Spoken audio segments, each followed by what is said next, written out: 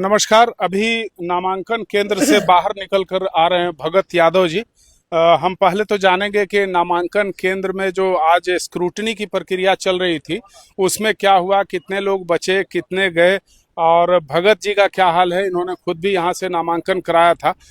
बहुत स्वागत है, बताएं क्या चल रहा था अंदर में। स्कूटनी का प्रक्रिया चल रहा था, उसमें हमारा जो है नामांकन स्वीकृत किया गया है और बहुत सारे लोगों का अस्वीकृत भी हुआ है। किस दल से आपने यहाँ पर नामांकन किया था?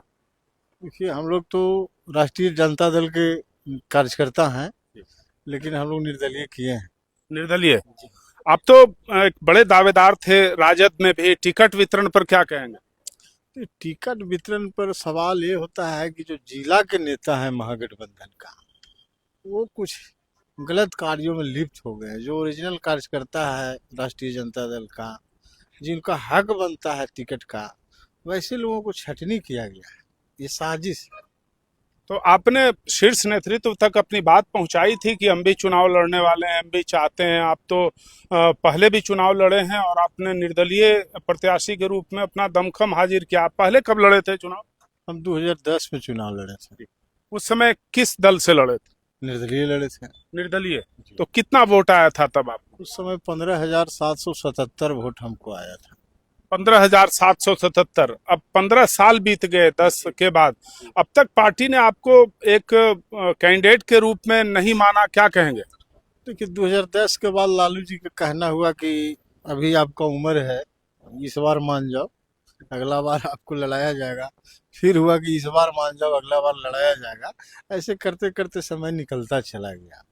हमने इस बार कहा तेजस्वी यादव जी से कि भाई, वहाँ आबादी यादव और मुसलमानों का मुख्य रूप से है, आप दो में से किसी एक को आप टिकट दे सकते हैं, हम लोग उनको जिता करके भेजने का काम करेंगे। लेकिन कुछ नकलची सम्राट है यहाँ गया जिला में, वो जो है ऐसे सारे लोगों को परेशान करके रखा है और राष्ट्रीय जनता दल को दीमक की तरह चाटने का काम कर रहा है। अपने जीतेंगे कि नहीं, इसका भी ये नकलची सम्राट, आपका इशारा सुरेंद्र यादव की तरफ है क्या? लेकिन नाम नहीं लेना चाहेंगे, लेकिन आप समझिए सकते हैं कि कौन है नकली सम्राट, जिनको खुद जीतने का हिसाब किताब पक्का नहीं है, लेकिन दूसरे का कद को छोटा करना है, इसको दबा देना है, उसको सता देना है।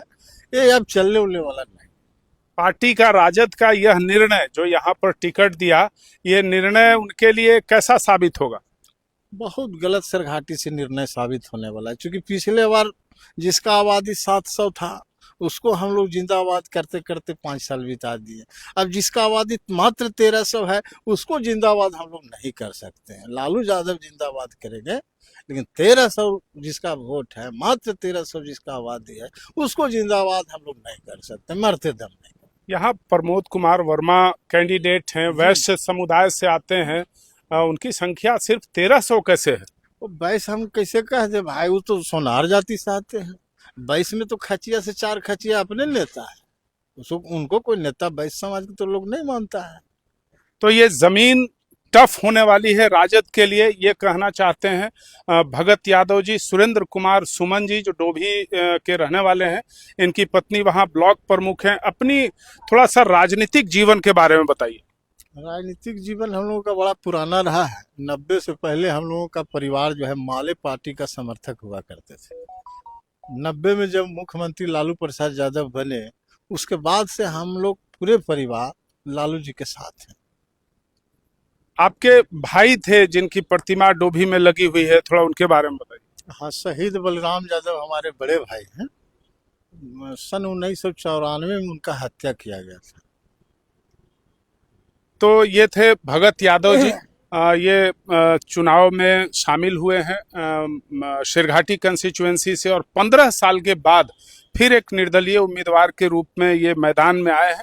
एक बार 2010 में 15,000 से ज़्यादा वोट लाकर इन्होंने अपनी उपयोगिता, अपना समर्थन, अपनी पॉपुलैरिटी साबित की थी। दूसरी बार भी आए हैं।